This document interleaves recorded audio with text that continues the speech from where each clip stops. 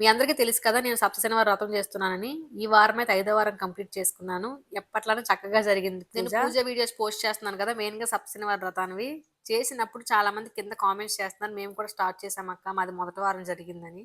నాకు చాలా హ్యాపీగా అనిపించింది. చేసుకుంటే చాలా ప్రశాంతంగా అనిపిస్తదండి. అండ్ ఇంకొక క్వెషన్ అడుగుతున్నారండి. కలశం పెట్టలేదక్క మేమని. కలశం అయితే పెట్టుకుంటారు నాకు తెలిసి. మీరెందుకు పెట్టట్లేదు నాకు అర్థం కావట్లేదు గాని. వ్రతం అయితే కలశం పెడతారు కదా! నాకు అర్థం కావట్లేదు. మీరెవరికైనా తెలిస్తే కామెంట్ చేయండి.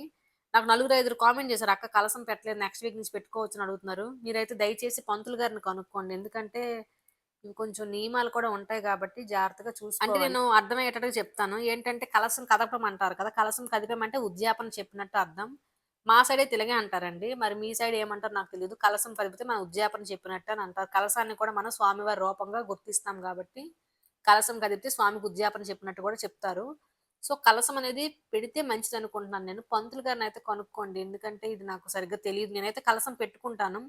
వరలక్ష్మి వ్రతం చేసినా కలసం పెట్టుకుంటాను. ఇలాంటి పూజలు చేసుకున్నా గాని కలసం పెట్టుకుంటాను. కలసం లేకుండా పూజ చేసుకోవచ్చని ఎవరో యూట్యూబ్‌లో చెప్పారంట. నాకైతే తెలీదు గానీ, ఆయన చెప్పినట్టు మీరు ఫాలో అయినట్లయితే ఇంక నేను చెప్పడానికి ఏమీ లేదు. ఎందుకంటే ఆయన చెప్పినట్టే ఫాలో అవుతున్నారు కాబట్టి. కాకపోతే మనం వ్రత బుక్‌లో ఉంటది కదా!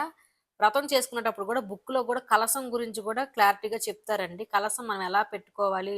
అందులో ఏమేం వెయ్యాలి అన్నీ కూడా చెప్పి కలశాన్ని పూజించుకొని కలశం పెట్టుకోవాలి. నన్నడిగారు గాబట్టి నాకు తోచింది చెప్పానండి. నాకు తెలిసింది చెప్పాను.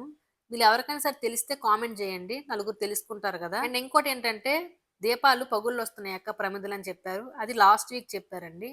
నేను లాస్ట్ వీక్ చెప్పాను ప్రమిదలు చక్కగా వచ్చాయని. అది పగుళ్ళు కాదు. మనం బెల్లం పౌడర్ ఏస్తాం గదా! సో, పౌడర్ తాలూకువి అలా కనిపిస్తున్నాయి బయటకి కొంచెం అక్కడక్కడ. అంతేగాని పగుళ్ళైతే రాలేదండి. నేను 4 వారాలు గూడా గ్లాస్‌తో పిండి దీపాలు చేసేదాన్ని. ఈ వారం చేత్తోనే చేసేసాను. నాకు అంత బాగా అలవాటయిపోయింది. మనకు తెలిసిపోయిద్ది ఆటోమేటిక్‌గా. ఈ వారం కూడా ఇంట్లో ఎవ్వరు లేరు. ఒక్కదాన్నే పూజ చేసుకున్నాను. మా ఆయనయితే వర్క్‌కెళ్ళిపోయారు. పిల్లలు స్కూల్‌కెళ్ళిన తర్వాత పూజ చేసుకున్నాను. ఒక్కరం కూర్చొని పూజ చేసుకుంటే ఎంత ప్రశాంతంగా ఉంటదో కదా! నాకైతే చాలా ప్రశాంతంగా అనిపించింది. నిదానంగా చేసుకున్నాను. ఏ హడావిడి లేకుండా. ఈ వారం కూడా స్వామివారికి ఎంత ఇష్టమైన తులసి మాలయితే తెచ్చుకొని వేసుకున్నాను. స్వామివారికి ఎంత ఇష్టమైన నువ్వుల లడ్డులు కూడా చేసి పెట్టుకున్నాను. ప్రతి వారం కూడా పెట్టుకుంటున్నానండి. ఇంక మీరు చెప్పిన సలహాలైతే తప్పకుండా పాటిస్తున్నాను నేను. ఎందుకంటే నాకు తెలియనివి మీరు చెప్తున్నారు గాబట్టి.